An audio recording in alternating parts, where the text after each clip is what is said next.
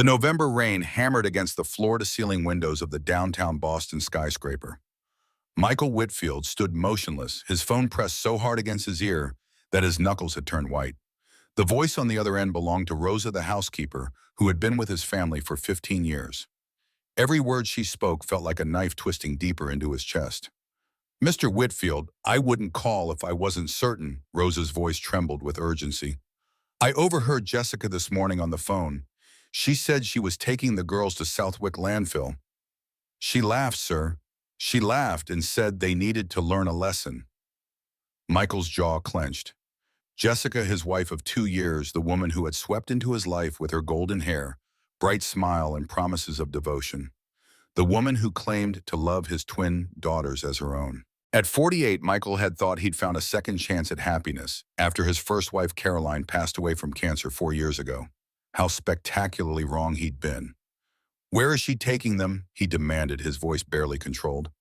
"The Southwick landfill, sir, off Route 93. I heard her giving directions to someone on the phone. She's leaving in 20 minutes. Michael's mind raced. Southwick was a sprawling industrial wasteland on the outskirts of the city, a place where garbage trucks deposited tons of refuse daily. The very thought of his precious daughters anywhere near that place made his blood run cold. Sophie and Sarah, his 6-year-old angels with their mother's gentle eyes and infectious giggles, were the center of his universe. "Rosa, call Richard Goldman. Tell him to meet me at my house in 2 hours." His voice dropped to a dangerous whisper. "And Rosa, thank you. You may have just saved my daughters from something unforgivable." He ended the call and grabbed his coat, his movements sharp with purpose. His assistant burst into the office just as he was heading for the door. "Mr. Whitfield, the meeting with the Japanese investors, the $200 million deal. Cancel it." Michael's tone left no room for argument. "Cancel everything. I have a family emergency." The drive from downtown Boston to Route 93 usually took 40 minutes, but Michael made it in 25, his Mercedes weaving through traffic with practiced precision. His mind churned with disbelief, and fragments of this morning's conversation replayed in his head. Jessica had insisted the twins wear their new Ralph Lauren outfits today. "I think the girls should wear their new clothes," she had said while sipping her morning coffee. "We spent $600 on each outfit." "But they're just going to school," Michael had replied, puzzled. Jessica's smile didn't quite reach her eyes. "I have special plans for them afterward." Then there was the mysterious text he'd glimpsed on her phone before she quickly turned it away. From someone named simply J. "Don't forget the valuables. Plan unchanged." The rain intensified as Michael turned onto the service road leading to the landfill. The landscape transformed from urban sprawl to industrial desolation. Rusted chain-link fences lined the route beyond which mountains of garbage rose like ugly monuments to waste and excess. The smell hit him even through the car's air filtration system, acrid, overwhelming, nauseating. And then he saw it. Jessica's white G-Wagon parked at an angle near the landfill entrance, looking absurdly pristine against the backdrop of filth. Michael's heart stopped. This was real. This was actually happening. He pulled over 100 yards away, partially hidden behind an abandoned bulldozer, and killed the engine. Through the rain-streaked windshield, he watched as Jessica emerged from the driver's side, her red designer coat a shocking splash of color in the gray landscape. She was on her phone laughing, actually laughing, her voice carrying faintly on the wind. The back doors of the G-Wagon opened, and 2 small figures stepped out into the rain. Sophie and Sarah, dressed in their matching Ralph Lauren outfits that Jessica had insisted they wear this morning.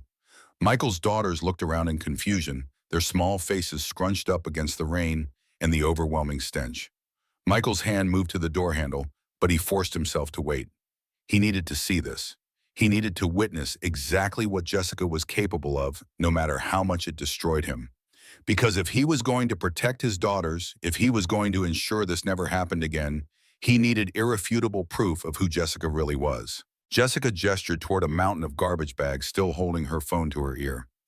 Even from this distance, Michael could read his daughter's body language. The way Sarah grabbed her sister's hand, how Sophie stepped closer to her twin. They were scared. His brave, beautiful girls were frightened, and the woman who was supposed to protect them was the source of that fear. "Come on, princesses." Jessica's voice drifted across the wasteland, dripping with sarcasm. Time to see where little girls who don't appreciate what they have really belong. Maybe finding something valuable in the trash will teach you the value of money. Sarah started to cry, her small shoulders shaking. Sophie, always the protector, despite being born only 3 minutes earlier, wrapped her arm around her sister. Michael's vision blurred with rage. His entire body trembled with the effort of staying in the car, of not rushing out there immediately. But then Jessica said something that changed everything. "Yes, I'm here with them now," she spoke into the phone, her back turned to the girls. "Don't worry, baby. Once the old fool signs the trust revision on Thursday, we're set. 50 million will transfer directly to our accounts. The girls will be at Alpine Academy in Switzerland by Christmas, and we can finally be together with half his fortune." She laughed again, the sound carried on the wind. "You know, I was worried about doing this at first, but it's actually quite easy. Michael is so busy building his tech empire, he doesn't even notice what's happening right under his nose." She turned phone still to her ear. "Here, look at this." She switched to video call, pointing the camera at the terrified twins. "Adorable, aren't they, Caroline's precious babies?" Michael's world tilted. This wasn't just cruelty. This was calculated, premeditated. Jessica had been planning this planning to steal from him, to send his daughters away, to replace their family with whatever lovers she'd been hiding. The trust revision. She'd been pushing him for weeks to update the family trust, claiming it was for tax purposes. She'd even arranged for her own lawyer to draw up the papers. He'd been such a fool. Sarah's crying intensified and Jessica whirled around. "Oh, shut up." She snapped, her beautiful face twisted into something ugly. "You want to cry? I'll give you something to cry about. See those trash bags? Start going through them. Find me something valuable. Maybe then you'll understand what real work looks like." That was it. Michael wouldn't wait another second. He threw open his car door and strode toward the scene, rain soaking through his expensive suit, his shoes squelching in the mud. He didn't care. Nothing mattered except reaching his daughters. Jessica didn't see him coming. She was too busy instructing someone on the phone to give her another hour. The girls, however, spotted him immediately. Sarah's tear-stained face lit up with desperate hope. "Daddy!" she screamed, breaking free from Sophie and running toward him despite the slippery ground. Jessica spun around the phone, slipping from her hand and falling into a puddle. For a moment, just a fleeting second, Michael saw genuine fear cross her features. Then it was gone, replaced by a mask of false surprise. "Michael, what are you? I can explain." "You can explain?" Michael's voice was arctic as he scooped Sarah into his arms and held out his other hand to Sophie, who rushed to his side. "You can explain why my 6-year-old daughters are standing in a landfill while you plan my financial ruin with your lover." Jessica's face went pale, then flushed deep red. You, you were listening. You followed me. I followed you because someone who actually cares about my children warned me." Michael held his daughters close, feeling their small bodies shake against him. "And I heard everything, Jessica, every single word." The rain fell harder, as if the sky itself was weeping for the betrayal that had unfolded in this desolate place. Michael turned his back on his wife, on the woman he'd trusted with his heart and his children, and began walking toward his car. "Wait!" Jessica called out, desperation cracking her voice. "Michael, please, it's not what you think." But Michael didn't stop. He didn't look back because he knew exactly what it was, and he knew exactly what he had to do next. As he buckled his daughters into his Mercedes, their small faces looking up at him with questions they were too young to fully understand, Michael made a silent promise. Justice would come not just for him, but for Sophie and Sarah. And Jessica would learn that there were consequences for playing games with a man who had everything to lose and nothing left to protect except the two precious souls sitting in his back seat. The war had just begun, and Michael Whitfield never lost a war that mattered. The drive back to the Whitfield mansion in Beacon Hill was silent, except for the soft sniffles coming from the back seat. Michael kept his eyes on the road, his jaw set in a hard line, but his right hand reached back between the seats. Almost immediately, two small hands grabbed onto it, Sophie's and Sarah's fingers intertwining with his, in a grip that broke his heart. "Daddy," Sophie's voice was tiny, uncertain. "Are we in trouble?" Michael's throat constricted. He pulled the car over onto the shoulder, put it in park, and turned to face his daughters. Rain continued to hammer the roof, creating a cocoon of sound that somehow made the moment more intimate. "Look at me, both of you," he said gently. and two pairs of hazel eyes so much like their late mother's met his. You are not in trouble. You did nothing wrong. Do you understand me? Nothing that happened today was your fault. Sarah's lower lip trembled.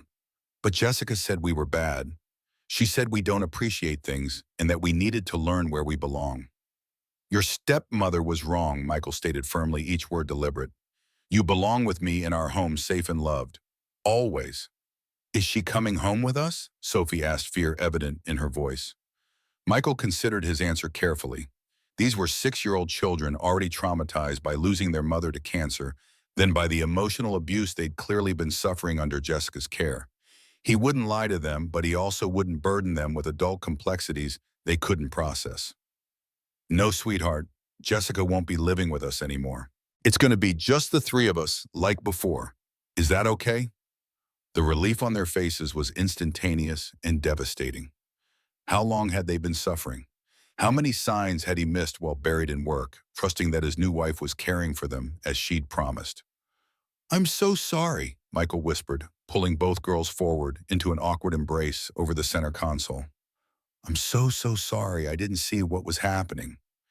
It's okay, Daddy, Sarah murmured against his shoulder. You're here now.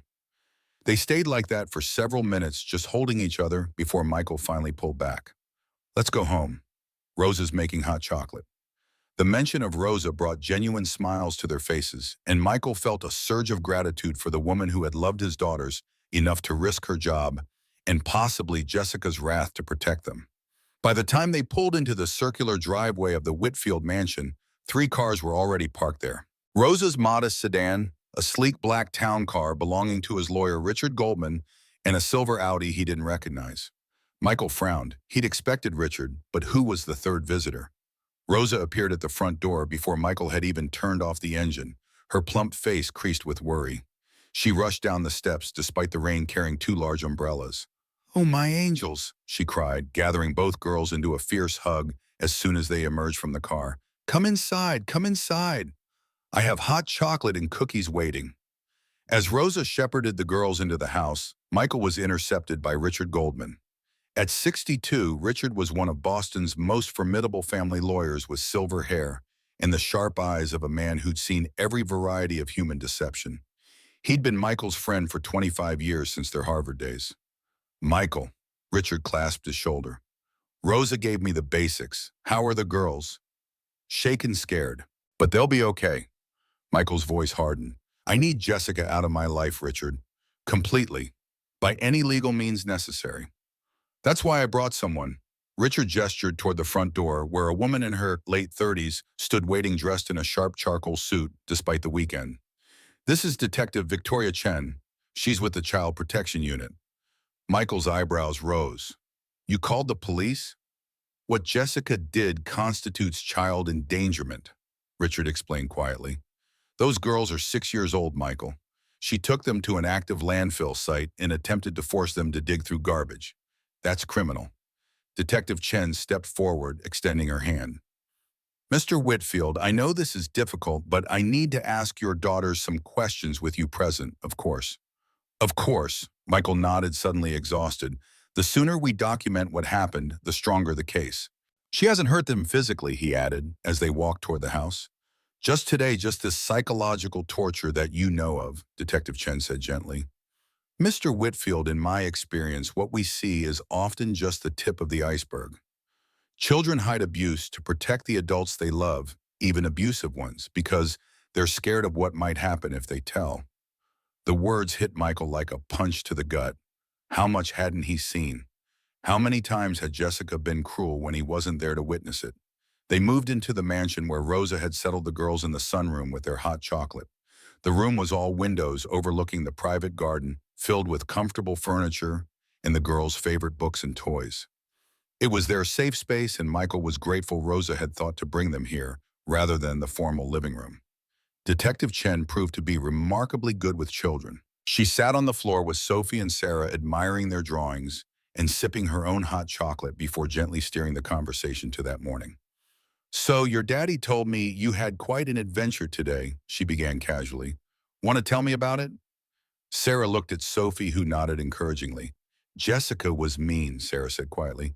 She's always mean when Daddy's not home. Always, Michael interjected, unable to help himself. Richard laid a warning hand on his arm. Yeah, Sophie confirmed, her voice stronger than her sister's. She yells at us a lot. She says we're spoiled and we don't deserve Daddy's money. She paused, looking down. She says our real mommy would be ashamed of us. Michael felt like someone had reached into his chest and squeezed his heart. Carolyn. Jessica had dared to invoke Caroline's name to hurt their daughters. Detective Chen made notes without showing any reaction. That must have made you feel very sad, she said softly. Did she do anything else that made you taste or scared? The girls exchanged glances again, and Michael recognized that look. They were deciding how much to reveal. Sarah bit her lip, then whispered, Sometimes she locked us in our room when we were bad. No dinner. You were never bad, Rosa spoke up from the doorway, her voice thick with emotion. Never. You're good girls, the best girls. How often did she lock you in your room? Detective Chen asked gently. Lots of times, Sophie said. Maybe 10 times 20. Michael closed his eyes. 10 or 20 times his daughters had gone to bed hungry, locked away like criminals, while he'd been oblivious, working late, traveling for business, trusting his wife. The interview continued for another 30 minutes, with the girls revealing a pattern of emotional abuse that had started small, snide comments, exclusion from activities, and gradually escalated. Jessica had been smart about it, ramping up the cruelty so slowly that the girls hadn't realized how abnormal it was, and she'd always been careful to be loving and attentive when Michael was present. There was something else bothering Michael. He recalled a moment several weeks ago when Sarah had tried to tell him something. Daddy, Jessica, she had begun, only to be immediately interrupted by his wife.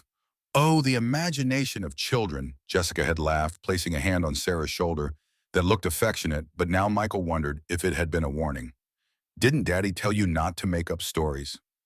Michael had smiled indulgently and moved on, never asking what Sarah had been trying to tell him. How blind he had been. Finally, Detective Chen closed her notebook. Girls, you've been very brave. I'm going to make sure nothing like this ever happens again. Okay. She stood and moved to confer quietly with Richard and Michael in the hallway. We have enough for charges, she said bluntly. Child endangerment, emotional abuse, possibly neglect. And that's before we get into the fraud she was planning regarding your family trust. What do you need from me? Michael asked. First, a formal statement about what you witnessed today. Second, I need you to not contact Jessica. Don't warn her. Don't confront her. Let us handle this. Detective Chen paused. She's still at the landfill. Michael checked his watch. It had been nearly 2 hours. I don't know, she might have gone home to our apartment downtown. He'd insisted Jessica keep her own place when they married, claiming it was important she maintained independence. Now he realized it was instinct, some part of him that never fully trusted her. We'll find her, Detective Chen assured him. Mr. Goldman here will start the legal proceedings for divorce and the restraining order. In the meantime, I strongly suggest you have the locks changed here and consider security for the girls. Already on it, sir, Rosa called from the sunroom. I called Mr. Peterson from the security company. He's sending a team within the hour. Michael managed a weak smile. Rosa always was 3 steps ahead. As Detective Chen left and Richard began laying out the legal strategy. Divorce restraining order, criminal charges, invalidation of any documents Jessica had convinced him to sign. Michael felt the weight of the day finally crash down on him. He was 48 years old, a man who commanded boardrooms and negotiated billion-dollar deals without breaking a sweat. Yet he'd been completely blind to what was happening under his own roof. Stop, Richard said, reading his expression. This isn't your fault. People like Jessica are predators. They're skilled at deception.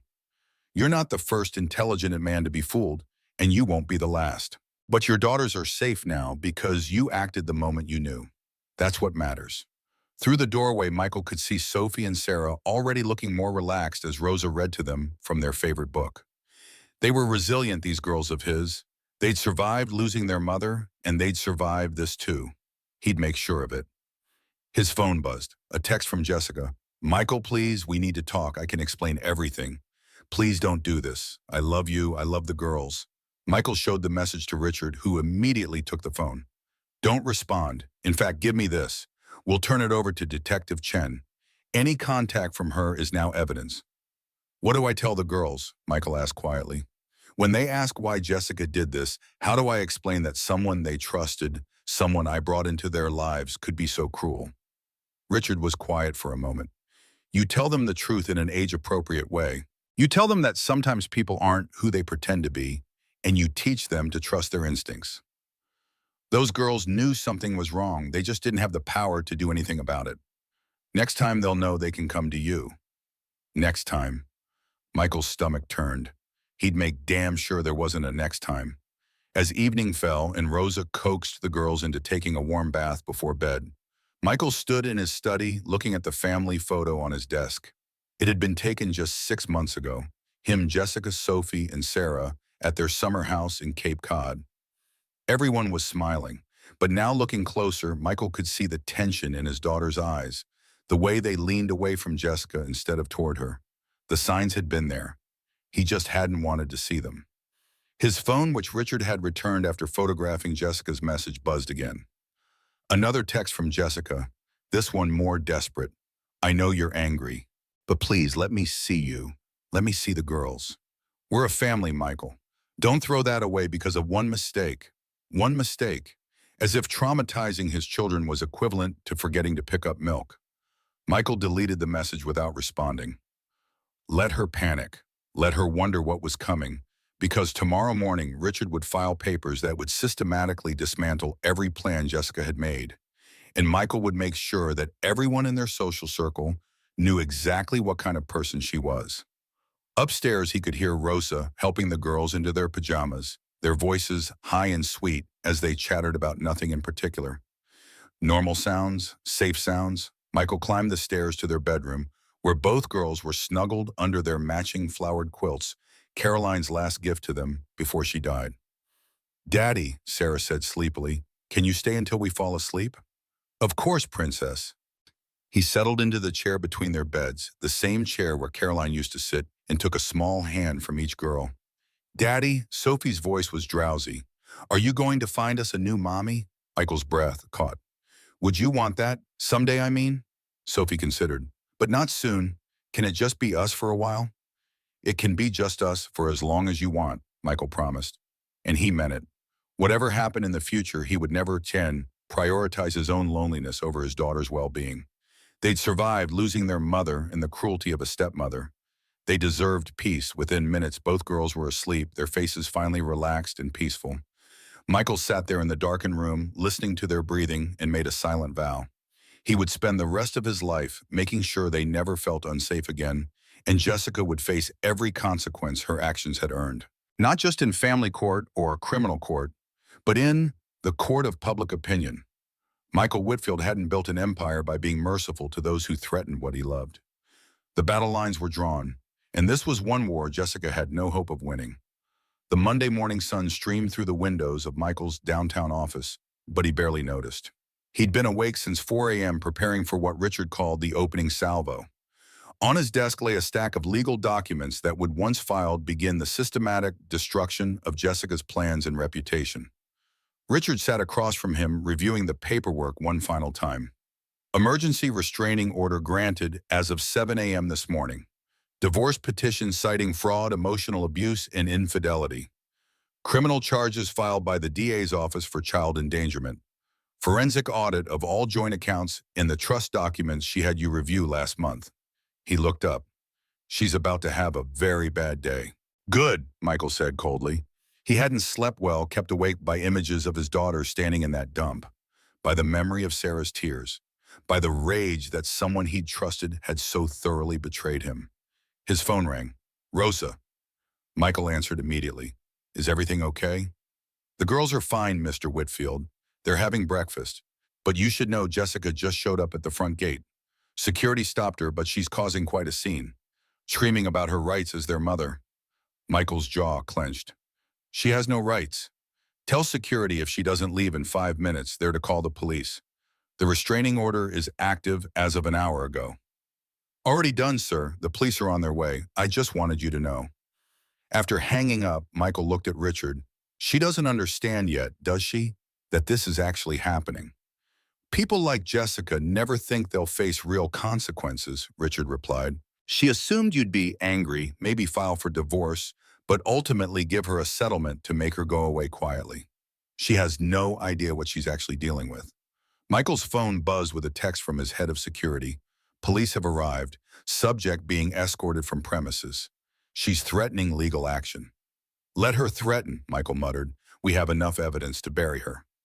What Michael didn't share with Richard was the other discovery he'd made in the early hours of the morning. He'd gone through Jessica's credit card statements, the card on his account that she'd promised to use only for household expenses. What he'd found had added another layer to her betrayal. Thousands of dollars spent at luxury hotels in Boston. Jewelry purchases he'd never seen her wear. Restaurants she'd claimed to visit with girlfriends, but the charges showed parties of two. And most damningly, payments to a private investigator. She'd been investigating him, presumably looking for dirt she could use in a divorce. Unfortunately for her, Michael's life was boringly clean. His only obsession outside work was his daughters. But the investigator had given Michael an idea. He'd hired his own a woman named Samantha Reeves, who specialized in high-profile cases. Samantha had taken the case immediately upon learning what Jessica had done to the girls. She'd promised results within 48 hours. The criminal case worries me, Richard admitted. Not because we won't win, but because it'll be public. The media will have a field day. Billionaire CEO's wife accused of child abuse. And your daughters' names will be everywhere. Their names will be sealed because they're minors, Michael countered. But yes, this will be public, and honestly, I want it to be. I want everyone to know what she is. Richard studied him. This is about more than justice for your girls. You want to destroy her. She tried to destroy my family, Michael said flatly. She planned to have my daughters institutionalized in some boarding school so she could steal half my wealth and run off with her lover. Yes, Richard, I want to destroy her completely. The intercom buzzed. Michael's assistant, Carol, sounded nervous. Mr. Whitfield, there's a Detective Chen here to see you. She says it's urgent. Send her in. Detective Chen entered, looking grim. Mr. Whitfield, Mr. Goldman, we have a problem. Jessica's lover, we identified him. He's a man named James Donovan. Michael went still. James Donovan was his CFO, his friend from college days, his best man at his wedding to Caroline. That's impossible. I'm afraid not, Chen said, pulling out her tablet and showing them text messages and photos. He's been selling her information about you and your company for 2 years, since before you even met her. The room spun. Michael gripped the edge of his desk. James was my friend, my best friend. He was there when Caroline died. He helped me through it. He was also in serious financial trouble, Chen explained. Gambling debts, a second family no one knew about in Chicago, and most importantly, he knew something about Caroline's death that he was using as leverage. What are you talking about? Caroline died of cancer. Detective Chen's expression softened. Mr. Whitfield, we found emails between James and Jessica. They suggest your late wife's death might not have been exactly as reported. James implied she took her own life and that you covered it up to protect your daughters from the truth. Michael felt the blood drain from his face. No one knew. No one except the private doctor who had been there that night, who had agreed to list the cause of death as complications from cancer, rather than an overdose. Not even Michael's parents knew the truth. Did she, he whispered, hardly able to form the words, did Caroline kill herself? Chen looked uncomfortable. The email suggests James knew something, but they don't specify details. He was using it as insurance against Jessica betraying him. Richard's hand came down on Michael's shoulder, steadying him. This changes things. If there's a chance this information could become public. I want to see James, Michael said, his voice like gravel. Now. 2 hours later, Michael sat across from his former best friend in an interview room at Boston Police Headquarters. James looked terrible, disheveled, pale, his eyes darting nervously. Michael, I'm so sorry, James began, his voice cracking. Sorry. Michael's voice was deceptively soft. You betrayed me to a con artist who was abusing my children, and you're sorry, James flinched. I didn't know about the children. I swear I didn't. Jessica told me it was just about the money, about getting you to sign over some assets in the divorce. And you believed her over someone you've known for 25 years. They had evidence about Caroline, James whispered, about what really happened that night. Michael leaned forward. Who is they, James? Who is Jessica really working with? James looked down at his hands. A man named Alexander Kozlov, Russian-American tech billionaire. Jessica, that's not even her real name. She's Katrina Volkov, 36 years old, born in Ukraine but raised in Queens. She's been running cons with Kozlov for years, targeting wealthy, vulnerable men. Widowers, usually. And what did they have on Caroline? Michael's voice was dangerously calm. James looked up, fear in his eyes. A letter. A suicide note she left for the girls that you never showed them. And proof that she wasn't just sick, she was working for an intelligence agency. She was investigating Kozlov when she died. Michael felt the floor drop out from under him. It wasn't possible. Caroline had been an art curator at the Museum of Fine Arts. She couldn't have been an intelligence agent. It was absurd. You're lying to save yourself, Michael said. I'm not, James insisted. There's a memory card. Caroline hid it in one of the girls' old dolls before she died. It has everything, proof of Kozlov's money laundering, blackmail operations, everything. Michael stood abruptly. If you're making this up, I'm not, I swear it. That's what they've been looking for all along. The money was just a bonus. They want what Caroline found. Detective Chen, who had been watching silently from the corner, stepped forward. Mr. Donovan, we're going to need you to write down everything you know about Kozlov, Jessica, or Katrina, and this supposed evidence. Michael turned to leave, his mind reeling with revelations. If what James was saying was true, his wife's death, his second marriage, his children's suffering, all of it was connected to something much bigger and more dangerous than he had imagined. Michael, James called after him, be careful. These people, they're not just con artists, they're dangerous. They won't stop coming after you and the girls if they think you have what Caroline found. Outside in the hallway, Michael leaned against the wall, trying to process everything he had just learned. Caroline, his brilliant, gentle Caroline, a spy. It seemed impossible. But then again, so had the idea that his trusted CFO would betray him or that his new wife was a criminal. Mr. Whitfield, Detective Chen joined him. We need to take additional precautions for you and your daughters. If even half of what Donovan just told us is true, you're dealing with something much bigger than a divorce. Michael straightened. Whatever was happening, whatever the truth turned out to be, one thing remained certain. His daughters were in danger, and he would do whatever was necessary to protect them. Call Samantha Reeves, he told Chen. Tell her I need her at my house in an hour, and get me everything you can find on Alexander Kozlov. The game had changed, but Michael Whitfield's determination hadn't. If there were people out there threatening his family, they were about to learn a painful lesson about the lengths a father would go to protect his children. As he walked out of the police station into the bright Boston morning, his phone buzzed with a text from an unknown number. You think you've won, but this isn't over. You took everything from me. I'll take everything from you. Watch your back, Michael. Watch those girls, because I'm not finished with them yet. Okay? Attached was a photo of Sophie and Sarah at their school, taken that very morning. Someone had been watching his daughters close enough to document their movements, even with security present. Michael's blood ran cold, but his resolve hardened. The war had escalated, but the outcome would be the same. He would win. He would protect his family. And whoever Katrina Volkov, James Donovan, and Alexander Kozlov really were, they would regret the day they decided to target Michael Whitfield's children. The evening shadows stretched across Michael Whitfield's Beacon Hill mansion as he stood at the window of his study, watching Samantha Reeves's black Range Rover pull into the circular driveway. Rain still fell in a steady rhythm, the November sky darkening early. Inside the house was quiet except for the distant sounds of the girls playing upstairs with Rosa, blissfully unaware of the storm gathering around their family. Samantha was exactly as Michael had expected when he hired her.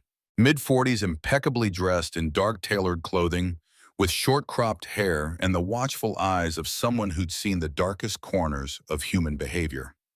A former FBI agent who now specialized in tracking people who didn't want to be found, she carried herself with the confidence of someone who excelled at her job. Mr. Whitfield.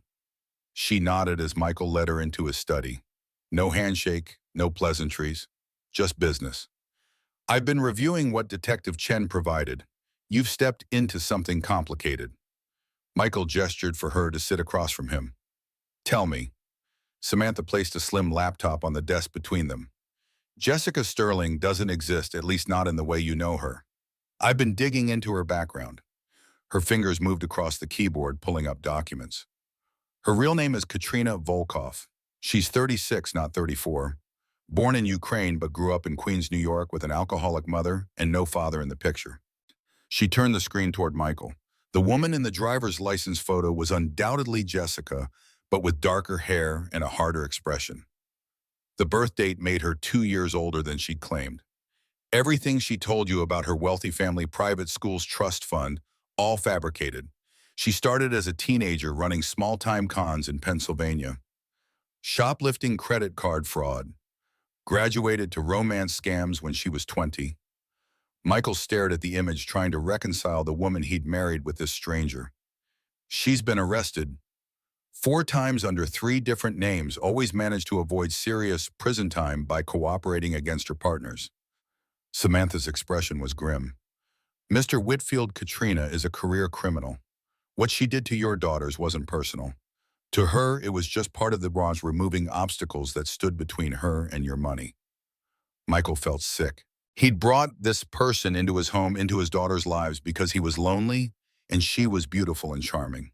He'd been a mark, nothing more. And Kozlov, what's his connection to her? Samantha's expression darkened further. Alexander Kozlov is several levels above Katrina in every way. Russian-American tech billionaire with properties across the globe. On paper, he's the legitimate founder of quantum security systems. In reality, his business operations are a front for something much darker. She pulled up a photograph of a handsome man in his 40s with silver-streaked dark hair and cold eyes. According to my sources, Katrina is working for an organization Kozlov runs called the Foundation. They target wealthy, vulnerable individuals, typically widowers or recent divorcees with significant assets. James Donovan said something similar, Michael murmured. Donovan was right about that much. But what he might not have known is the scale. The Foundation has executed at least 12 similar operations in the past 5 years. Total take over $200 million. Michael leaned forward. This is about more than money, isn't it? Samantha nodded, impressed by his perception. Money is just the beginning. They collect corporate secrets, technology data, political information. Kozlov has connections in places that would terrify most people. Intelligence agencies across 3 continents are watching him, but he's careful. No direct links, always insulated by layers of operatives like Katrina. She closed the laptop, her expression grave.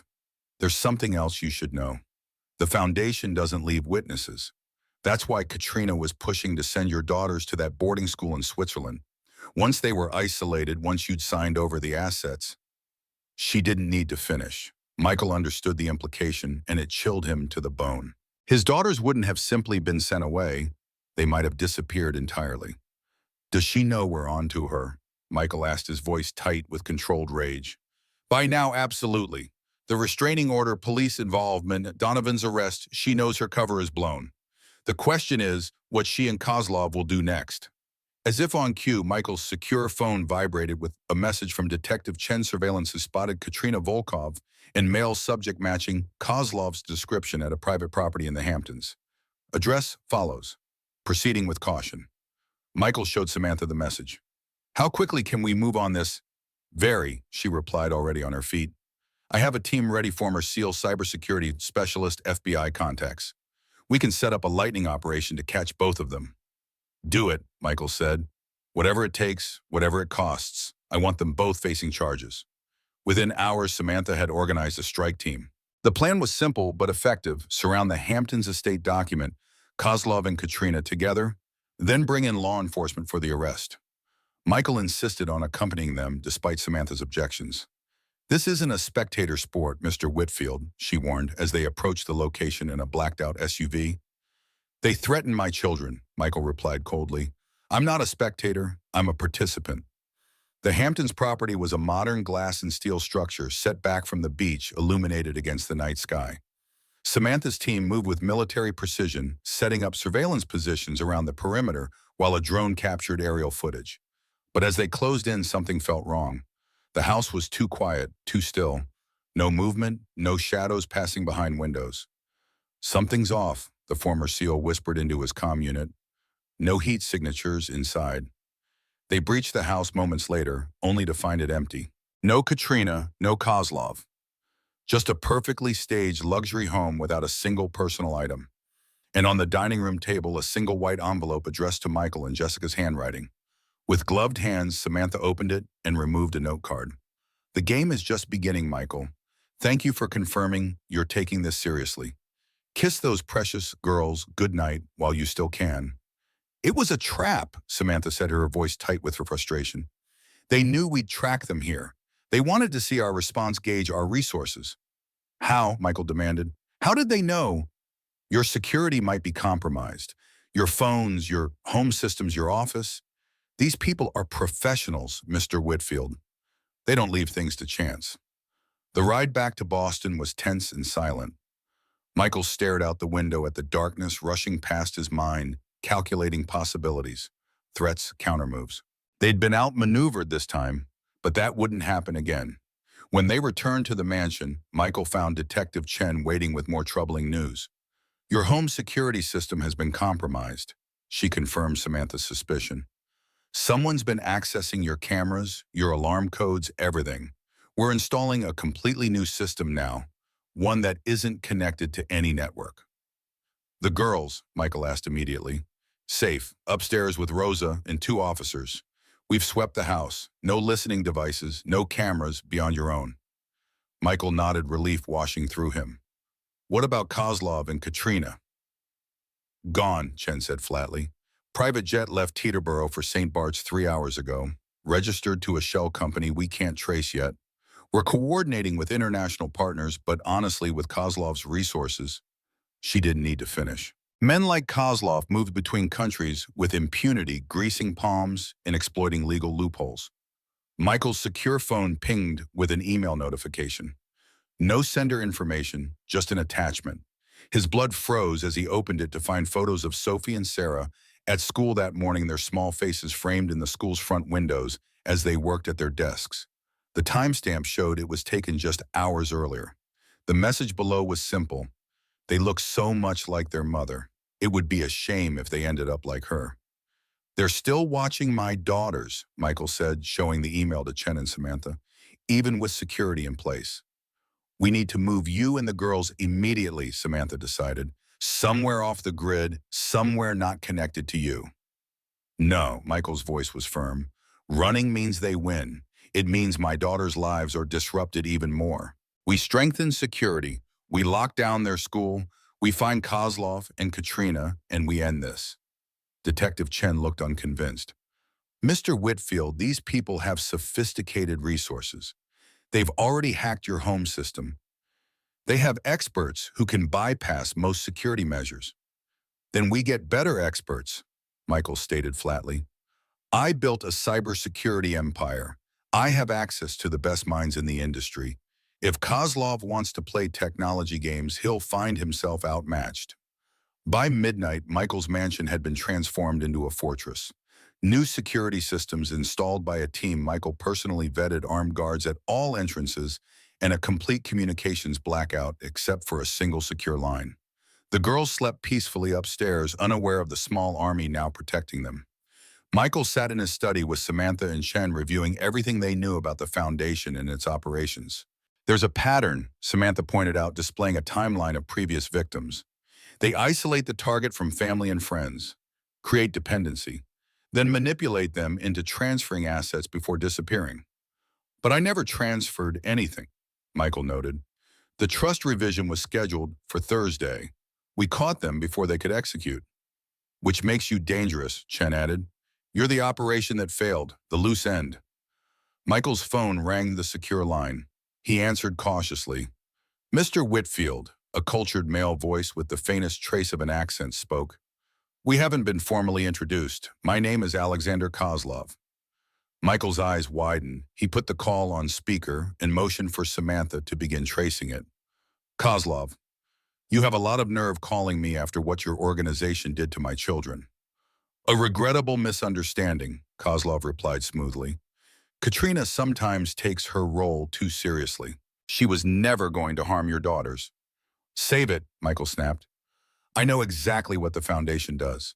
I know about the other families you've targeted, the lives you've destroyed. Kozlov chuckled. then you know you can't win this, Mr. Whitfield. Your wife, your best friend, your security system's all compromised. I'm offering you a simple solution. Transfer the 50 million as originally planned, and this ends. Your daughters remain safe. Your reputation intact. Everyone wins. Michael's jaw clenched. The offer was tempting in its simplicity. 50 million was a fraction of his wealth, a price he would gladly pay for his daughter's safety. But something told him Kozlov wasn't a man who would simply take the money and disappear. And if I refuse, then I'm afraid things will become unpleasant. Caroline's suicide, for instance. How do you think the board of Whitfield Technologies would react to learning their CEO covered up his wife's mental illness and suicide? How would your shareholders respond? And your precious daughters? How traumatizing to learn their mother didn't die of cancer, but took her own life because she couldn't bear to live with her family anymore. Michael's hand tightened around the phone. You're bluffing. You don't have any proof of that. Don't I? Kozlov's voice was smug. Check your email, Mr. Whitfield. Michael opened his laptop and found a new message. Inside was a scanned document, a handwritten note in Caroline's distinctive script. The suicide note he'd hidden from the world, the one only he and the private doctor should have known about. I'm sorry, Michael. I can't fight anymore. The pain is too much and the darkness won't lift. Please tell our beautiful girls that Mommy loved them more than anything, but she was too sick to stay. Forgive me for being too weak. Caroline. How did you get this? Michael whispered, his composure cracking for the first time. We have resources everywhere, Mr. Whitfield. Now imagine this splashed across the Boston Globe. Imagine your daughters hearing that their mother chose to leave them. Michael's mind raced. The doctor had been paid handsomely for his silence. The original note had been locked in Michael's personal safe. The only other person who knew was James, Michael realized aloud. He photographed it. Very good, Kozlov confirmed. Mr. Donovan has been quite helpful over the years. 50 million, Mr. Whitfield. A bargain considering the alternative. The call ended, leaving Michael staring at the suicide note that had haunted him for 4 years. The last words of the woman he'd loved, the mother of his children, the truth he'd hidden to protect Sophie and Sarah from knowing their mother had chosen to leave them. He's bluffing about going public, Samantha said after a moment. He doesn't want attention. The foundation operates in shadows. But he's not bluffing about having the note, Michael replied quietly, which means he might have other things too. Detective Chen looked uncomfortable. Mr. Whitfield, I need to ask, is that note authentic? Did Caroline Whitfield take her own life? Michael nodded slowly. She had stage 4 cancer. The treatments weren't working. The pain was unbearable. One night she took an overdose of her pain medication. I found her. The doctor agreed to list the cause as cancer complications. I couldn't let the girls think their mother chose to leave them. The room fell silent, the weight of Michael's confession hanging in the air. I'm sorry, Chen said finally. That must have been incredibly difficult. We all have secrets, Michael replied, closing the email. But mine won't help Kozlov. I'm not paying him a cent, and I'm not stopping until he and Katrina are behind bars. A knock at the study door interrupted them. Rosa entered, her face pale with worry. Mr. Whitfield, I'm sorry to disturb you, but there's someone here to see you. She says it's urgent. Who is it? Mrs. Elaine Carter, Caroline's mother. Michael hadn't seen his mother-in-law in over a year. After Caroline's death, their relationship had grown strained. Elaine had moved to Florida, maintaining contact mainly through holiday cards and occasional video calls with the girls. Elaine stood in the foyer, a petite woman in her 70s, with the same hazel eyes as her granddaughters. When she saw Michael, her expression was a complex mixture of concern and determination. Michael, she said simply, we need to talk about Caroline, about what she was really doing before she died. Michael felt a chill run down his spine. Rosa, please take Detective Chen and Ms. Reeves to the kitchen for coffee. I need to speak with Elaine privately. When they were alone in his study, Elaine didn't waste time. I know about Jessica, or whatever her real name is. I know about Kozlov, too. How? Michael asked, stunned. Elaine reached into her handbag and removed an envelope yellowed with age. Caroline left this with me before she died. She made me promise to give it to you only if certain people ever came into your life. Michael took the envelope with trembling hands. Inside was a letter in Caroline's handwriting, dated 3 weeks before her death. My dearest Michael, if you're reading this, it means Mom has determined that you and the girls are in danger. What I'm about to tell you will seem impossible, but I swear it's true. For the past 5 years, alongside my work at the museum, I've been gathering intelligence for a joint FBI-CIA task force investigating international money laundering operations. My art world connections gave me access to circles that professional agents couldn't penetrate. One of my targets was Alexander Kozlov, who uses art acquisitions to clean dirty money. I've collected evidence of his operations on a memory card hidden inside Sophie's favorite doll, the ballerina with the blue tutu. The evidence is encrypted, but the password is our wedding anniversary, followed by the girl's birth year. If Kozlov has found you, it means he suspects you have this evidence. He will do anything to recover it. Trust no one except my mother and Agent Robert Miller. Contact info below. I'm so sorry for keeping this from you. I thought I was protecting you and the girls. I never imagined my work would put you in danger after I was gone. All my love, I'm in always Caroline. Michael read the letter twice, unable to process what he was seeing. This can't be real. Caroline was an art curator. She wasn't a spy. That's what made her perfect for the role, Elaine said softly. No one suspected, not even you. Did you know all along? Not until near the end. She told me when she realized the cancer was winning. She made me promise to watch over you and the girls, to look for signs that Kozlov had found you. And Jessica Katrina was that sign. Elaine nodded. When you sent me her picture after your engagement, I recognized her. Carolyn had files on Kozlov's associates. I tried calling, but your assistant said you were traveling. Then I saw the announcement of your marriage in the Boston Globe, and I knew I was too late. I've been trying to find a way to approach you without alerting her. Michael's mind raced, connecting pieces. The memory card. If it's still in Sophie's doll, that's what they've been searching for all along, Elaine confirmed. Not just your money, the evidence that could destroy Kozlov's entire operation. Michael stood, energized by purpose. We need to find that doll, now. Together they went to the girls' playroom, where shelves of toys lined the walls. Michael scanned them frantically before realizing the doll might not be on display. If it was special to Sophie, if it connected to Carolyn. The memory box, he murmured, heading to Sophie's closet. On the top shelf sat a painted wooden box where Sophie kept mementos of her mother, photos, a silk scarf, a pressed flower from the funeral arrangement. Inside, wrapped carefully in tissue paper, was a ballerina doll in a faded blue tutu. Michael gently turned it over in his hands, feeling along the seams until he found a small, nearly invisible zipper in the back of the tutu. With careful fingers, he unzipped it and reached inside. His fingers closed around a small, hard object. He pulled out a micro SD card, no larger than his fingernail. This is it, he whispered, showing Elaine. This is what Caroline died protecting. A sudden crash from downstairs shattered the moment. Then gunshots, shouting the sound of breaking glass. Stay here, Michael ordered Elaine, tucking the memory card into his pocket. Lock the door. Don't come out until I come for you. Michael raced downstairs to find chaos. Armed men in black tactical gear had breached the mansion from multiple entry points. Security guards were engaged in gunfire. Samantha and her team had taken defensive positions, returning fire. The girls, Michael shouted over the noise. Safe room with Rosa. Samantha yelled back, ducking as bullets splintered the woodwork above her head. Third floor panic room. Go. Michael turned to race upstairs when a familiar figure stepped into his path. Katrina stood at the landing, her blonde hair now dyed dark, dressed in black tactical gear like the others. She held a pistol aimed directly at his chest. Hello, Michael, she said calmly, as though they were meeting for dinner. I believe you have something that belongs to us. It never belonged to you, Michael replied, keeping his voice steady despite the adrenaline coursing through him. Carolyn found out what Kozlov really is. That's why you targeted me, isn't it? Not just for money, but for what she left behind. A flicker of surprise crossed Katrina's face. So you know, that makes things simpler. Hand over the memory card, and no one needs to get hurt. Like you weren't going to hurt my daughters, Michael took a step toward her. Like you weren't planning to send them away and make them disappear.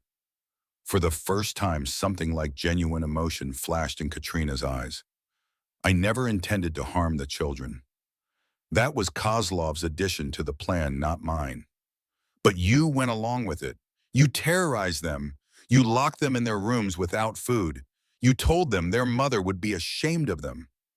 Michael's voice shook with barely contained fury. Katrina's gun didn't waver, but her expression did. I did what was necessary to maintain my cover. The foundation doesn't allow for half measures. And now are you going to shoot me in front of my children? Add that to your list of necessary evils. For a moment, Katrina seemed to hesitate. In that split second, a gunshot rang out from behind Michael. Katrina jerked backward, blood blooming on her shoulder. She fired wildly in response, the bullet splintering the banister beside Michael's head. Michael ducked as Samantha rushed past him, weapon raised. Katrina stumbled backward down the stair, disappearing into the chaos below. "We need to move," Samantha shouted, pulling Michael up the stairs. "They're after the memory card. We need to get you and the evidence out of here." They raced to the third floor where Elaine stood outside the playroom, pale but composed. The safe room, Michael directed them, leading the way to a hidden panel in the hallway that concealed a reinforced door. He punched in the code and the door swung open to reveal Rosa, huddled protectively around Sophie and Sarah, who were mercifully asleep on a small cot sedated with the children's Benadryl that was kept in the room's medical kit. "They're okay," Rosa assured him. "I gave them the medicine like the security protocol said if there was danger. They won't remember any of this." Michael nodded gratefully, touching his daughter's hair gently before turning to Samantha. "We need to get this memory card to the authorities. It's what Caroline was killed for." "Killed?" Samantha's eyebrows rose. "I thought she died of cancer." "So did I," Michael admitted. "But now I'm not so sure. The cancer was real, but what if it wasn't natural? What if Kozlov found out she was gathering evidence and did something to accelerate it?" The thought had been forming in his mind since reading Caroline's letter. The aggressive nature of her cancer bone. Way it had resisted all treatments, the sudden decline. What if it hadn't been natural at all? "First, we secure you and the evidence," Samantha decided. "This safe room will hold against anything short of military-grade explosives. I'm going back out there to coordinate with law enforcement. The nearest tactical response team is 7 minutes out. Stay here, keep this door locked, and don't open it for anyone but me or Detective Chen." After Samantha left, Michael sat beside his sleeping daughters, one hand protectively on their small shoulders, the other clutching the tiny memory card that might hold the key to understanding Caroline's final months and to bringing down the organization that had torn his family apart twice. Outside the safe room, the sounds of conflict gradually subsided. Occasional gunfire gave way to shouted commands, radio static, the heavy footfalls of tactical teams sweeping the mansion. Michael waited, counting seconds, minutes, his eyes never leaving his daughter's peaceful faces. Finally, a pattern of knocks on the door, the all-clear signal he'd established with Samantha. Michael opened it to find her standing with Detective Chen and several heavily armed officers. "We've secured the house," Samantha reported, a bandage hastily applied to a graze on her arm. "3 intruders in custody, 2 wounded. The rest escaped, including Katrina, despite her injury." "And Kozlov?" Michael asked. "No sign of him. He directed this remotely, the coward." Detective Chen stepped forward. "We need to get you and your family to a secure location, Mr. Whitfield. And we need that memory card analyzed immediately." Michael nodded, then glanced back at his sleeping daughters. "When they wake up, how do I explain this to them? How do I tell them that their mother was secretly working against dangerous people, that she might have been murdered, that the woman I married targeted them deliberately?" Chen had no answer, but Elaine stepped forward, placing a gentle hand on Michael's arm. "We tell them that their mother was a hero," she said firmly, "that she fought to protect people, and that now we're finishing what she started. Children understand heroes, Michael. They understand good versus evil. We just need to make sure they know they're on the side of the heroes." Michael looked down at the memory card in his palm, this tiny object that held Caroline's last gift to her family, the truth and perhaps the key to justice. "Get the girls ready to move," he told Rosa. "Pack only what they can't live without. Their mother's mementos, favorite toys, comfort items." As the mansion buzzed with activity around him, Michael stood at the window of the safe room, looking out at the first pale light of dawn breaking over Boston. Somewhere out there, Katrina was nursing her wound, reporting her failure to Kozlov. Somewhere plans were being made, threats assessed, options weighed. But for the first time since this nightmare began, Michael felt a sense of purpose beyond mere survival. Carolyn hadn't just been a victim of cancer. She'd been a fighter working to bring down a criminal empire while protecting her family. Now it was his turn to finish what she started to transform from victim to hunter. His phone vibrated with a text from an unknown number. "This isn't over. The girls will never be safe as long as you have what belongs to us. 50 million in the memory card. Final offer." Michael deleted the message without responding. Kozlov was right about one thing: this wasn't over. But it wouldn't end with Michael surrendering or paying ransom. It would end with Kozlov and his entire operation dismantled, with justice for Caroline, with safety for Sophie and Sarah. As he watched his daughters being carefully carried from the room, still sleeping peacefully, Michael made a silent vow. He would see this through, no matter the cost. For Caroline, for the girls, for the truth that had remained hidden for too long. The war had escalated, but Michael Whitfield was no longer just fighting defensively. Now, armed with Caroline's evidence and the truth about her work, he was taking the battle to Kozlov. And this time Michael wouldn't stop until the foundation was destroyed and his family was finally truly safe. Dawn broke over the secure FBI safe house nestled in the New Hampshire countryside. Michael Whitfield stood at the panoramic windows of the living room, watching as the first golden rays illuminated the frost-covered meadows surrounding the property. The place was deceptively peaceful, a sprawling farmhouse with a red barn seemingly isolated and pastoral. Few would guess the sophisticated security systems concealed within its rustic exterior, or the team of highly trained agents positioned strategically throughout the property. Behind him, the gentle murmur of Sophie and Sarah chatting with Rosa in the kitchen provided the only warmth in an otherwise tense atmosphere. 3 days had passed since the attack on his Boston mansion. 3 days of questioning, planning, and waiting while FBI cybersecurity experts worked to access the encrypted data on Caroline's memory card. Michael turned as Samantha Reeves entered, her expression more animated than he'd seen since they arrived. "They've broken the encryption," she announced without preamble. The password worked just as Caroline's letter said. "The team is analyzing the contents now, but they've already found enough to move on Kozlov." Michael felt a surge of vindication tinged with grief. What exactly did she find? "Everything," Samantha replied, genuine awe in her voice. "Financial records tracking billions in laundered funds through art purchases and charitable foundations. Blackmail evidence against politicians, judges, corporate executives. Recordings of Kozlov himself discussing operations. Your wife was extraordinary, Mr. Whitfield. She assembled a case so comprehensive that even Kozlov's connections can't shield him." Michael closed his eyes briefly. Carolyn, his brilliant, courageous Caroline, had been fighting this battle alone while simultaneously battling cancer and raising their daughters. The weight of what she'd carried made his chest ache with renewed grief and admiration. "What happens now?" he asked, his voice rough with emotion. "The FBI director has authorized a multi-agency operation.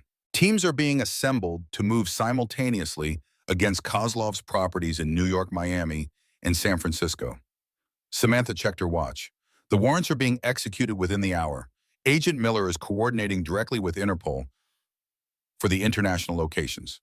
"Agent Miller," Michael repeated. "Caroline mentioned him in her letter. Have you spoken with him?" Samantha nodded. "He's been undercover for the past 3 years, continuing Caroline's work. He's the one who finally connected Katrina to the foundation, though he wasn't able to warn you in time."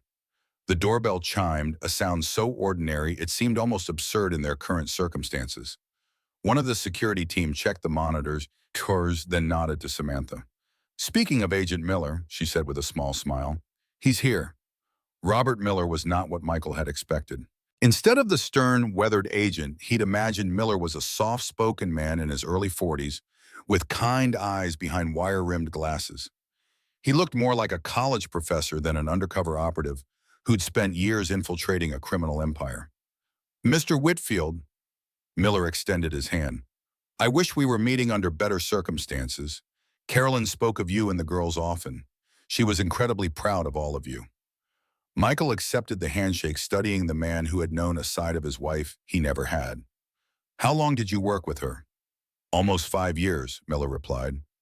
"We met at an art auction in Geneva. Caroline noticed discrepancies in bidding patterns that our analysts had missed. She approached me, not the other way around.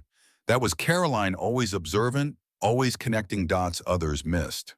They moved to the dining room where Miller spread out files across the table. Caroline started noticing unusual patterns in art acquisitions around 2015. Certain pieces being sold at grossly inflated prices to anonymous buyers, then donated to museums for massive tax write-offs. The art itself wasn't the point, it was the money movement. And Kozlov was behind it. He created the entire infrastructure. The foundation is just one branch of his operation.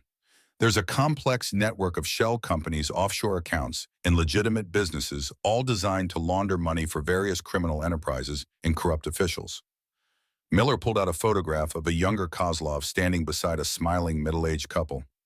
These are Thomas and Eleanor Shepard, wealthy philanthropists from Chicago. In 2016, they were targeted by the foundation after Thomas was diagnosed with terminal cancer. Their financial manager, secretly on Kozlov's payroll, introduced them to a caregiver who became Eleanor's closest confidant. Michael's stomach turned. Just like Jessica with me. Exactly the same playbook, Miller confirmed. After Thomas died, the caregiver, whose real name was Natalia Sokolova, convinced Eleanor to restructure her charitable foundation. $50 million disappeared into Kozlov's network. 6 months later, Eleanor died in a single car accident, ruled as suicide. She had no children, no close family to ask questions. There are others, Michael asked, already knowing the answer. Miller nodded grimly.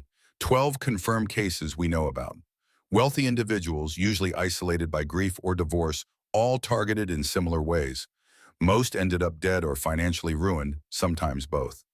And Caroline found all this. She connected the dots across multiple cases. Art was the common thread. Kozlov used art acquisitions to move money between his operations. Caroline's position at the museum gave her access to provenance records and auction data that helped us trace the money flows. She built the foundation of this entire case. Miller hesitated, then added softly, "She knew the risks, Michael. We offered her protection multiple times, but she refused to disrupt your family's life. Her one condition for continuing to work with us was that you and the girls remain completely insulated from her activities." Michael felt a familiar hollowness open inside him. And then she got sick. A shadow crossed Miller's face. The timing of her diagnosis. We've always had questions. You think Kozlov had her poisoned? Michael said flatly. It wasn't a question. We've never found proof, but Caroline began showing symptoms shortly after she photographed documents at a gallery opening attended by Kozlov. If he somehow realized what she was doing, Michael stood abruptly, walking to the window to compose himself. The thought that Caroline's suffering, the brutal months of treatments, pain and decline, might have been deliberately inflicted was almost unbearable. The memory card, he said, finally turning back to Miller. She hid it in our daughter's doll. She must have suspected something. Caroline was meticulous. She created multiple backups of everything, but most were kept in secure locations known only to her. When she realized the cancer was advancing faster than expected, she grew concerned that someone might be watching her.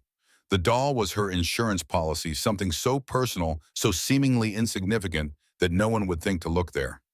A knock at the door interrupted them. Samantha entered with a laptop, her expression tense with controlled excitement. "It's happening," she announced. "Raids are underway at all domestic locations. Kozlov's New York penthouse, his offices at Quantum Security, the Hamptons property, all being searched simultaneously." She set the laptop on the table, displaying a secure video feed from the FBI command center. Teams of agents in tactical gear moved efficiently through luxurious spaces, seizing computers, documents, artwork. "What about Kozlov himself?" Michael asked. Samantha's expression tightened. "No sign of him yet, but international alerts are active. If he tries to leave the country, we'll know." As they watched the operations unfold on the screen, Michael felt a strange mixture of satisfaction and hollow grief. Justice was finally in motion for Caroline. But it couldn't bring her back. It couldn't erase the trauma his daughters had endured. It couldn't undo the violation of having someone like Jessica Katrina infiltrate their most intimate family spaces. "Daddy," Sophie's small voice came from the doorway. Both girls stood there in matching pajamas, Rosa hovering protectively behind them. "Are the bad people gone yet?" Michael crossed the room and knelt before his daughters, taking their small hands in his. Not yet, sweetheart. But very brave people are working to find them right now. Sarah's brow furrowed. Was Mommy really a secret hero like Grandma said? Michael glanced back at Miller, who nodded almost imperceptibly. The girls deserve some version of the truth. Yes, Michael said softly. Mommy was very brave. She helped stop people who were doing bad things, and now we're finishing her work. Like superheroes? Sarah asked, her eyes widening. Something like that. Michael smiled, tucking a strand of hair behind her ear. Your mom didn't have a cape, but she was definitely a hero. That's why the bad lady came, isn't it? Sophie asked with the piercing insight of a child. Because of Mommy's secret work. Michael nodded, deciding that simplified honesty was better than comforting lies. Yes, the bad people found out that Mommy left us important information, and they wanted to take it. But you stopped them, Sarah said confidently. We're stopping them right now, Michael confirmed. And soon they won't be able to bother us ever again. As he guided the girls back to the kitchen for breakfast, Michael caught Miller watching them with a pained expression. Caroline talked about them constantly, the agent said quietly. She had photos of them on her secure phone. Even when we were working in Switzerland or France, she'd find a way to call them every night, no matter the time difference. The simple details, so human, so motherly, made Michael's throat tighten. It was exactly the kind of thing Caroline would do, maintaining that connection to her daughters, even while leading a double life. The morning progressed with tense anticipation as reports filtered in from the various raid locations. Computers seized documents, recovered several of Foundation operatives taken into custody, but still no sign of Kozlov himself, nor of Katrina. Shortly after noon, Miller's secure phone rang. His expression darkened as he listened.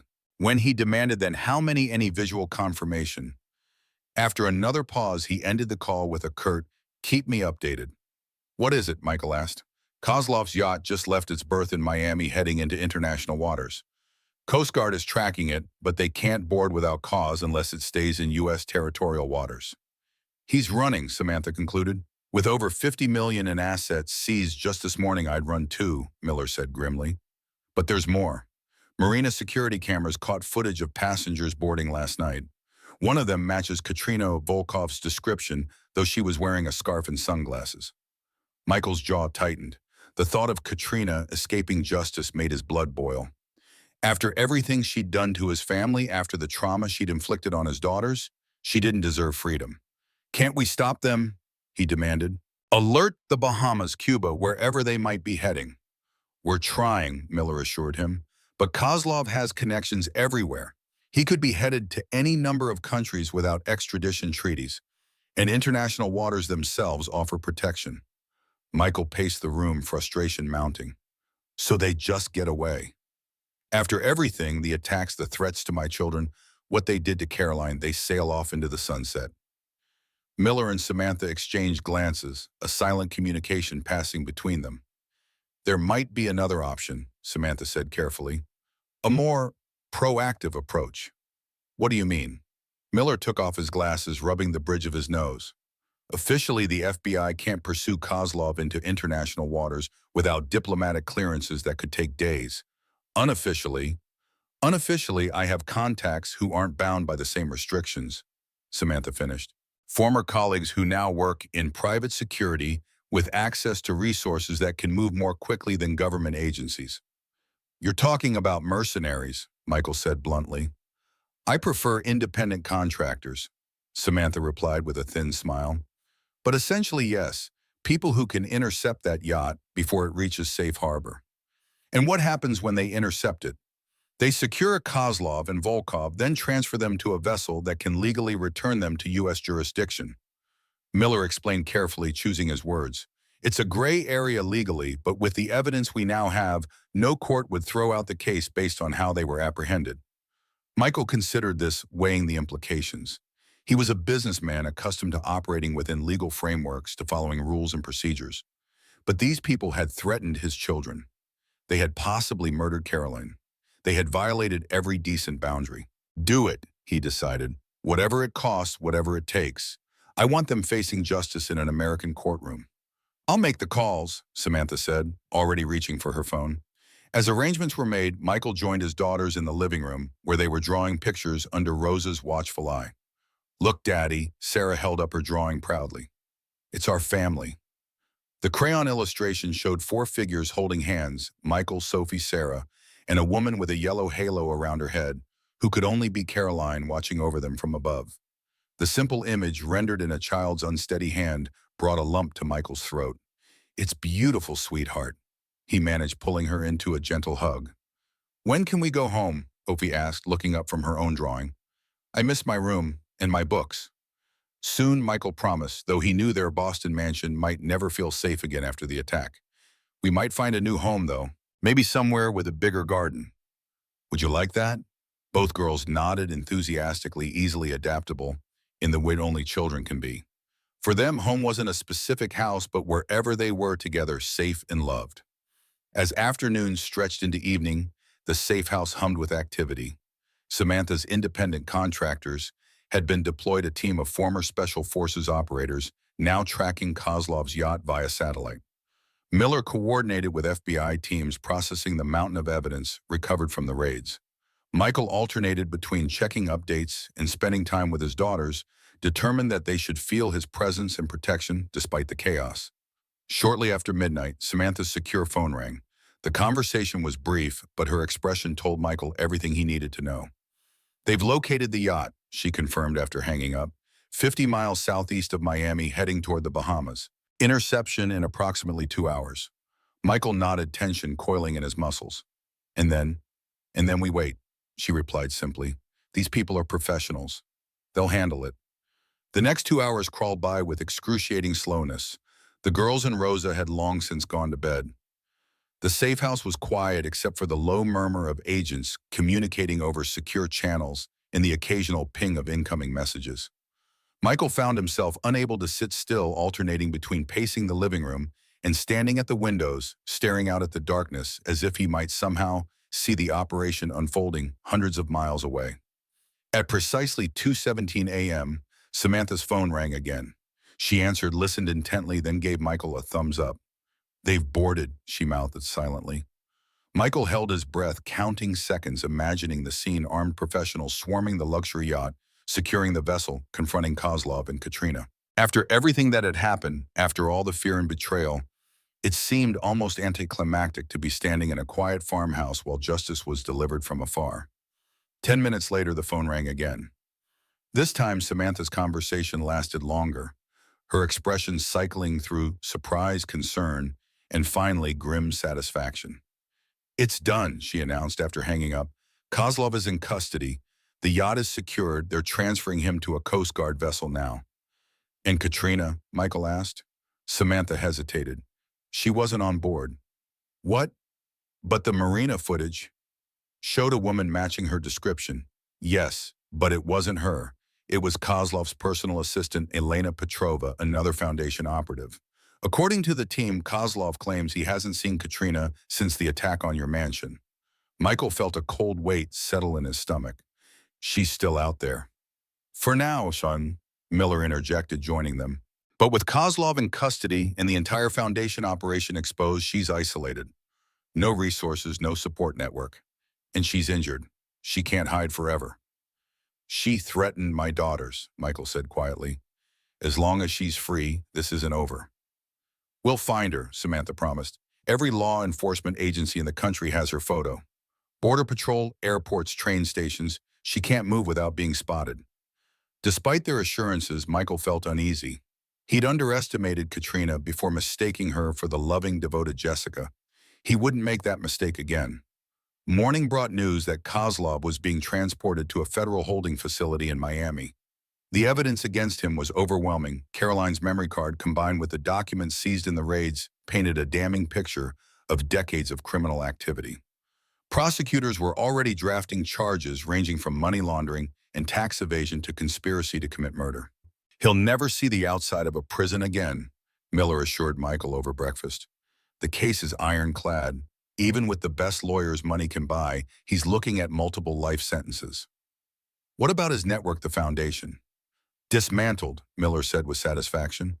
We've arrested 27 operatives so far. Accounts frozen, properties seized. The entire infrastructure is collapsing. Carolyn's work finally paid off. Michael should have felt triumphant, vindicated. Instead, he felt a strange hollowness. Justice for Caroline, yes, but at what cost? His daughters had been traumatized. Their home had been violated. And somewhere out there, Katrina was still free wounded, desperate, and with nothing left to lose. As if sensing his thoughts, Miller added gently, "We'll keep you and the girls under protection until Volkov is apprehended. She's dangerous, but she's also alone and injured. It's only a matter of time." Later that morning, as Michael helped the girls build a puzzle in the living room, his secure phone vibrated with a message from an unknown number. His blood ran cold as he opened it. "Congratulations on catching Kozlov, but you've forgotten something important. I know your daughters better than anyone except you. I know their favorite foods, their nighttime routines, the names of their stuffed animals. I could walk up to them anywhere and they'd come to me without question. Think about that before you sleep tonight, Kay." Michael's hands shook with rage as he showed the message to Samantha and Miller. "Can you trace it?" he demanded. "We'll try," Miller said, already typing commands into his laptop. "But she's smart. She'll have used a burner phone, probably discarded already." "She's bluffing," Samantha tried to reassure him. "She can't get near the girls, not with our security measures." "She got into my house in Boston despite state-of-the-art security," Michael reminded her. "She's infiltrated at every aspect of our lives once already. What's to stop her from doing it again?" The question hung in the air, unanswerable and terrifying. For all their technology, all their tactical teams and security protocols, they were facing an adversary who had already proven her ability to bypass their defenses. That night, after the girls were asleep, Michael sat at the kitchen table with Samantha and Miller strategizing. The safe house was secure for now, but they couldn't stay there indefinitely. Eventually, they would need to return to some version of normal life school for the girls' work for Michael. And each step toward normality created new vulnerabilities that Katrina could exploit. "What if we draw her out?" Michael suggested suddenly. "Use me as bait." Samantha frowned. "Absolutely not. You're a civilian not trained for operations like that." "I'm also the one she wants revenge against," Michael countered. "She blames me for destroying her operation, for taking away everything she built with Kozlov. If she thought she had a chance to get to me—" "It's too risky," Miller shook his head. "We can't use you as bait." "Then use the memory card," Michael persisted. "Let it leak that there's a second card, something Caroline hid that we haven't found yet. Something that contains even more damning evidence." Miller and Samantha exchanged glances, considering the idea. "It could work," Samantha admitted reluctantly. "If Volkov believes there's another card, something valuable enough to potentially bargain with, we'd need to make it convincing," Miller added. "A controlled leak through channels she would monitor. Maybe a mention in an encrypted message she could intercept." "And then what?" Michael asked. "When she takes the bait?" "We set the meeting place," Samantha explained. "Somewhere we control completely. Surveillance tactical teams hidden, every approach covered. When she shows up, we take her," Miller finished. "Clean, controlled, minimal risk." Michael nodded, determination hardening his resolve. "Let's do it. The sooner we end this, the sooner my daughters can feel safe again." Over the next 24 hours, they crafted their trap with meticulous care. Miller created a series of encrypted messages that appeared to be between Michael and a private security consultant discussing a second memory card hidden in a safe deposit box in Boston. The messages mentioned a planned retrieval in 2 days with details about timing and security. "Now we wait," Miller said after releasing the final bait message through channels they knew the Foundation had used. "If she's monitoring these communications, and I believe she is, she'll see it." The next day passed with excruciating slowness. Michael spent it with his daughters playing games and reading stories, trying to maintain normalcy, while constantly checking for updates. By evening, there had been no sign that Katrina had taken the bait. "Maybe she's not monitoring those channels anymore," Samantha suggested as they gathered in the kitchen after the girls were asleep. "Or maybe she's too cautious to risk exposure." "She'll come," Michael said with certainty. "She has nothing left to lose, and she wants revenge." As if summoned by his words, Miller's laptop pinged with an alert. He opened it to find a message had been posted on one of the dark web forums. They were monitoring a forum known to be used by Foundation operatives for secure communications. "I know about the second card. I want to make a deal. Just you and me, Michael. Tomorrow noon, Atwood Cemetery at Caroline's grave. Come alone or I release everything I know about her real work to the press. Your daughters deserve to know their mother chose her job over them. Michael felt a cold shiver run down his spine at the direct reference to Caroline's grave. It was a calculated choice, a place of personal significance, a wound Katrina knew how to reopen. It's a trap, Samantha said immediately. She's chosen terrain with multiple escape routes, limited visibility, civilian presence that restricts our tactical options. It's also the perfect place to apprehend her, Miller countered. We can secure the area in advanced position teams throughout the cemetery. If she shows up, we'll have her surrounded without her even knowing it. And if she's watching for that very preparation, Michael asked, she's expecting us to set up surveillance and tactical teams. Then we give her what she's expecting, but with a twist, Miller replied, a plan forming. We make our preparations obvious enough for her to spot, but they'll be decoys. The real teams will be invisible, disguised as mourners, maintenance workers, positioned underground in maintenance tunnels that run beneath parts of the cemetery. And me, she'll be watching for me, Michael pointed out. Samantha smiled thinly. That's where we get creative. The plan came together over the next few hours, a careful choreography of deception and counter-deception. By dawn, FBI teams were already in position at Atwood Cemetery, establishing their visible presence, while the real trap was laid invisibly around them. Michael prepared himself mentally for the confrontation ahead. He would be wearing a bulletproof vest under his suit, carrying a concealed tracking device with a small earpiece allowing Miller to communicate with him throughout. It wasn't foolproof. Nothing was when dealing with someone as cunning as Katrina, but it was the best they could do. Remember, Samantha instructed as they made final preparations, your only job is to keep her talking. Keep her in place long enough for our teams to move in. Don't try to apprehend her yourself no matter what she says or does. Michael nodded, though privately he wasn't sure he could remain passive if Katrina began making threats against his daughters again. Some instincts ran too deep to override. At precisely 11:45 a.m., a black SUV with tinted windows pulled up to the cemetery's main entrance. Michael emerged dressed in a dark suit, his face somber as befitted a widower visiting his wife's grave. To any observer, including Katrina, if she was watching, he appeared to be alone, though in reality he was surrounded by invisible protection. The cemetery was peaceful, autumn leaves drifting across the manicured lawns, stone angels standing sentinel over the departed. Michael walked the familiar path to Caroline's grave, his footsteps crunching on the gravel pathway. Her headstone was simple but elegant, polished black granite, with her name dates and the inscription, "Beloved wife and mother guardian, angel to all she loved." Michael knelt, placing fresh flowers before the stone, genuinely moved despite the circumstances. Caroline's sacrifice had finally borne fruit. Kozlov was in custody. The foundation was dismantled. Justice was being served. If only she could have lived to see it.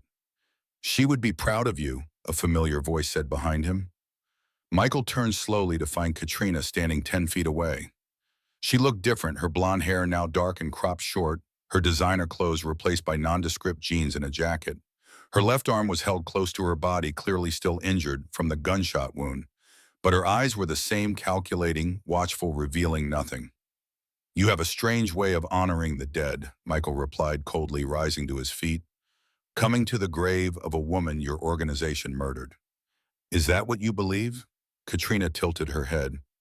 That we killed Caroline Cancer did that, Michael. Not us. After you poisoned her, Michael countered. Agent Miller confirmed they suspected it from the beginning. Caroline started showing symptoms right after photographing documents at an event Kozlov attended. A flicker of surprise crossed Katrina's face. Agent Miller. So it's true then. Caroline really was working against us. She laughed softly. Kozlov always suspected, but he could never prove it. How ironic that I lived in her house, slept in her bed, cared for her children, and never knew. You never cared for her children. Michael snapped, anger flaring. You tormented them. You locked them in their rooms without food. You told them their mother would be ashamed of them. For the first time, Katrina looked genuinely uncomfortable. I never intended to harm the children, Michael. That was Kozlov's addition to the plan, not mine. But you did it anyway, Michael pressed, taking a step closer. You terrorized two innocent little girls who had already lost their mother. What kind of monster does that? The kind that survives, Katrina replied, her voice hardening. I was 11 when my mother sold me to pay off her debts. 11 years old, traded like property. I learned very quickly that in this world you're either the predator or the prey. I chose to be the predator. Her hand moved to her jacket pocket, producing a small pistol. Now, about that second memory card, where is it? There is no second card, Michael admitted calmly, despite the weapon now pointed at him. It was bait to draw you out, and it worked. Katrina's eyes narrowed. You're lying. I'm not. Carolyn was thorough, but there was only one card. Everything on it is already in FBI hands. Kozlov is finished. The foundation is dismantled. It's over, Katrina. It's not over until I say it's over. She hissed, the gun shaking slightly in her hand. Do you have any idea what you've done? 20 years of work gone. Everything I built, everything I sacrificed for, destroyed because you couldn't just sign the papers like a good little Mark. And my daughters, Michael asked quietly, what would have happened to them if I had signed? Would you have really sent them to a boarding school, or was that just a convenient story while you arranged their disappearance? Katrina hesitated, something like genuine emotion flickering across her face. I told Kozlov we should leave them with you, that separating them from their father was unnecessary. But he insisted no witnesses, no loose ends. The school in Switzerland was real, but they wouldn't have stayed there long. There would have been an accident, something tragic but believable. The casual way she discussed the planned murder of his children made Michael's blood boil, but he forced himself to remain calm. Keep her talking, that was the plan. And now what's your end game here? You can't run forever. Every law enforcement agency in the country is looking for you. I still have contacts, Katrina replied. People who owe me favors. With the right documents, the right plastic surgery, I can disappear and start over. I've done it before. Not this time, Michael said with quiet certainty. It's over, Katrina. The FBI has been listening to every word of this conversation. Look around you. As if on cue, the seemingly ordinary mourners and groundskeepers throughout the cemetery revealed themselves as agents, weapons drawn, closing in from all directions. You're surrounded, Michael continued. There's nowhere to run. For a moment, something desperate and dangerous flashed in Katrina's eyes. Her finger tightened on the trigger of her gun, and Michael prepared for the worst. Then, surprisingly, she laughed, a short, bitter sound. Well played, Michael. You're smarter than I gave you credit for.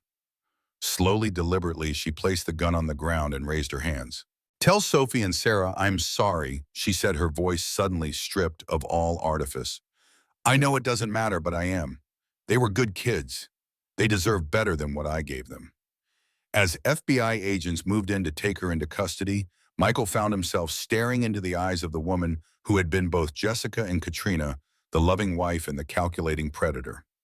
For a fleeting moment, he glimpsed something genuine in her expression, a flash of real regret amid all the manipulation and lies. Then she was gone, led away in handcuffs, and Michael was left standing beside Caroline's grave, feeling the weight of the past 4 years finally beginning to lift. Agent Miller approached, clapping him on the shoulder. It's done, he said simply. Volkov is in custody. It's really over this time. Michael nodded, emotions too complex to name washing through him. Carolyn can rest now, he said softly. Justice was finally served. She would be proud of you, Miller repeated Katrina's earlier words, but coming from him, they held true meaning. Finishing what she started, protecting your daughters. She couldn't have asked for more. 3 weeks later, Michael stood in the living room of a new house on the Massachusetts coast, watching through the large windows as Sophie and Sarah played in the sand with their newly adopted golden retriever puppy. The house was nothing like their Boston mansion, warmer, more intimate, with security systems so sophisticated they were practically invisible. Behind him, the television played a news report about Kozlov's arraignment on multiple federal charges. The anchor reported that he was facing life in prison without possibility of parole. Katrina, or Jessica, as the press still called her, had agreed to testify against him in exchange for a reduced sentence. She would still spend at least 15 years in prison. Michael turned off the television. The past was finally where it belonged, behind them. What mattered now was the future, his daughter's laughter, their healing, their safety. The doorbell rang. Michael checked the security panel, then smiled as he opened the door to admit Elaine, Caroline's mother, carrying a large box of old photo albums. I thought the girls might like to see more pictures of their mother, she explained as she set down her birch. The real Caroline, not just the stories. Michael nodded gratefully. They'd love that. They've been asking more questions about her lately. Good questions about who she was, what she loved. Together they watched through the window as the girls ran along the shoreline, chasing the puppy, their faces bright with joy and the simple pleasure of freedom. Caroline would be at peace now, Elaine said softly. Her work finished, her children safe, her name cleared. I wish she could see them growing up, Michael replied, a familiar ache in his chest. See the strong, brave girls they're becoming. She sees, Elaine assured him, patting his hand. Mothers always do. As evening fell, Michael tucked his daughters into bed in their new rooms decorated with familiar treasures from their old home alongside new beginnings. The ballerina doll that had held Caroline's secret now sat on a special shelf in Sophie's room, a silent guardian of memory and truth. Daddy, Sarah asked sleepily, are the bad people really gone forever? Yes, sweetheart, Michael assured her, smoothing back her hair. They can't hurt us anymore. They're going to be in prison for a very, very long time. Good, she murmured, her eyelids growing heavy. I like our new house and Ranger. The puppy, hearing his name, thumped his tail from his bed between the girls' rooms. Me too, Sophie added drowsily, but I still miss Mommy sometimes. I know, baby, Michael said gently. I miss her too, but she left us something very important. What both girls asked, suddenly more alert. She left us the truth, Michael explained, about how brave she was, about how much she loved us. And that's something no one can ever take away. As his daughters drifted off to sleep, Michael stood at the window of their new home, looking out at the moonlight reflecting on the ocean. The journey from that rainy day at the landfill to this moment of peace had been harder than anything he could have imagined. But they had survived. They had prevailed. Carolyn's legacy was secure. Justice had been served. And most importantly, Sophie and Sarah were safe, healing and looking toward the future with the resilience of children who had faced darkness and emerged into light. Michael made a silent promise to the stars that might carry his words to wherever Caroline's spirit watched over them. He would honor her courage by living with the same integrity, by raising their daughters to be as strong and principled as she had been. And he would make sure they never forgot the truth that their mother had been a hero in the truest sense of the word. As he closed the bedroom door softly behind him, Michael felt a sense of completion. The war was over, the healing had begun, and whatever the future held, they would face it together, father and daughters, strengthened by trial, bound by love, guardians of Caroline's truth and legacy. In the end, that was the only victory that truly mattered.